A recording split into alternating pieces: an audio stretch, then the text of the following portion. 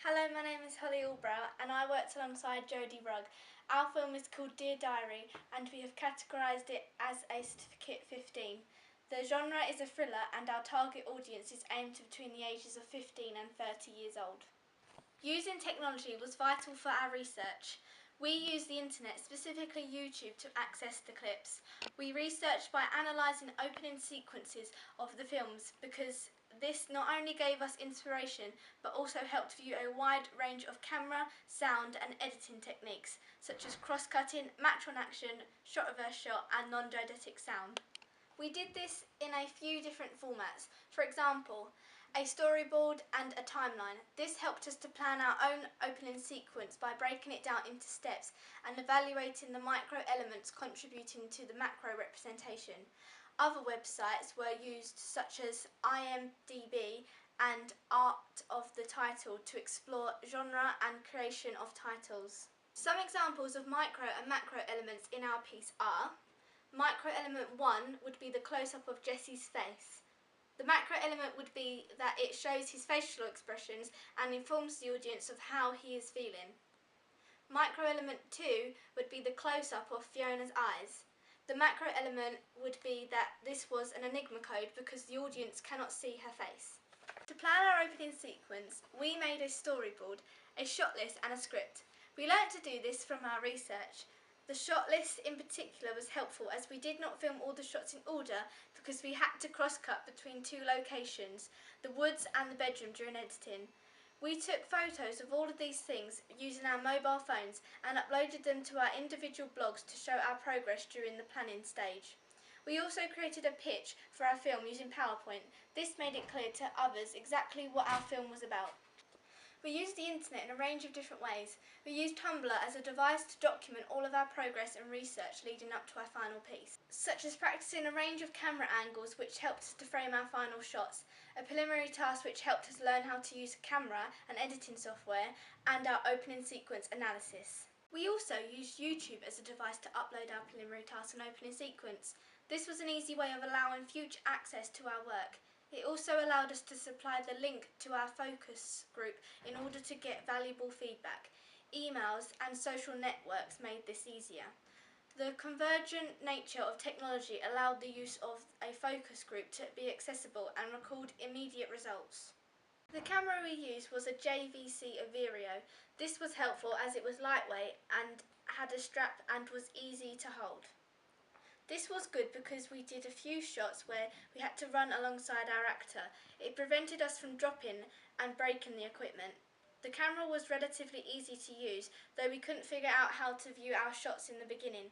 To resolve this, we spent time working it out and pressing different buttons. We kept a filming diary on our blogs in order to document our progress and keep it up to date. When constructing our opening sequence, we used Final Cut Express to edit our footage. It was easy to use as we had practiced beforehand with our preliminary task. When it came to actually editing our piece, we found that we didn't like the order or we didn't like particular shots. For example, we swapped this shot of her writing with this mid-shot because we felt that the original order didn't flow as well in terms of the narrative. When editing, we found that the background noise caused by her neighbours was too loud, so we had to figure out how to turn the sound down on specific clips. The audio was recorded on a mobile phone, then uploaded to the computer. We originally had planned to use an audio recorder, but the beginning of each sound clip was cut off and we didn't know how to correct it. We have since discovered that it is a lot easier to record on our phones and transfer the sound clips to the computers using a USB lead. When adding credits and titles to our opening sequence, we found it difficult to work out how to do this, seeing as we didn't use the titles in our preliminary task. Therefore, we took to the internet and found a website, SlideShare, as shown behind me, which we found to be very helpful, and the use of step-by-step instructions made it easier for us to follow. We also used the video tutorial found on YouTube to help us slow down a video clip, which we didn't end up using anyway. We did this by editing the singular clip, slowing it down to 70% the normal speed. For our opening sequence we used music. We made this diegetic sound as we have shot of her turning on the radio, which implies that she can hear it as well as the audience. For our music we wanted a simplistic melody involving the use of a piano, which was calm yet eerie. As we struggled to find the specific sound, we asked a classmate called Gary Cunningham to compose a piece of music for our opening sequence.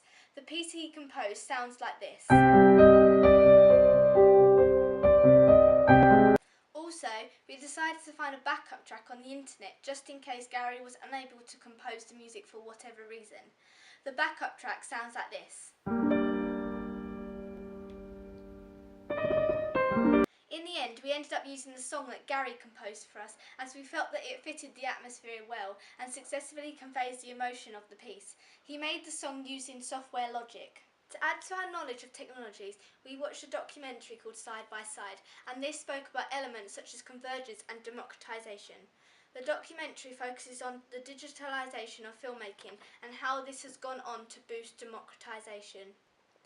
Democratisation has enabled almost anyone to be able to use technology and produce a film of some sort. YouTube has enabled people to gain a worldwide audience, which some filmmakers feared that it would bring an end to film. There is controversy on this subject as there are many strengths and weaknesses to film and digital. A strength of digital is shown when director Christopher Nolan comments on the frequently asked question, "Why do you choose to use digital?" He replies with, "Because it's cheaper." Other strengths of digital have eventually made it more popular than film, such as being able to look at clips straight away on a monitor as opposed to having to wait for clips to be developed overnight. However, many people in the film industry made it clear in the documentary that they were against digital.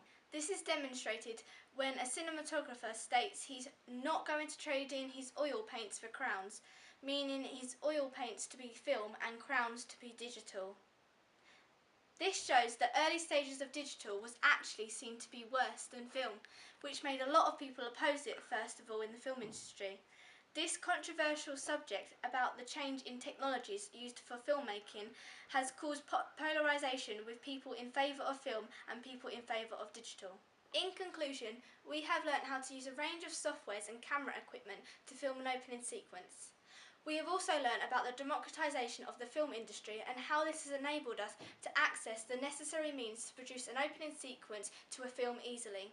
In terms of convergence, we have learnt how technology is brought together to produce and distribute media.